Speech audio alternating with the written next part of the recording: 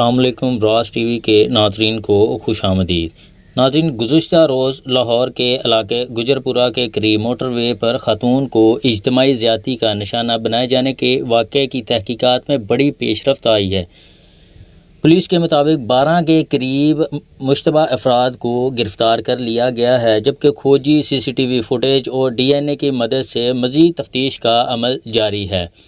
وزیر اعظم کے معاون خصوصی شہباز گل نے سماجی رابطے کی ویب سائٹ ٹویٹر پر جاری ایک پیغام میں بتایا ہے کہ اجتماعی زیادتی کے واقعے میں ملوث 12 کے قریب مشتبہ افراد کو حراست میں لے لیا گیا ہے۔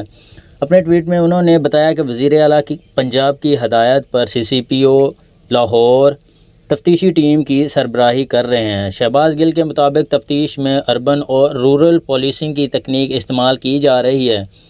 مزید بتایا گیا کہ پولیس نے اب تک 12 کے قریب مشتبہ افراد کو گرفتار کر لیا ہے، جبکہ کھوجی سی سی ٹی وی فوٹیج اور ڈی این اے کی مدد سے مزید تفتیش کا عمل جاری ہے۔ ناظرین، اب تک کے لیے صرف اتنا ہی۔ مزید نیوز اپڈیٹ حاصل کرنے کے لیے راز ٹی وی کو سبسکرائب کر لیں۔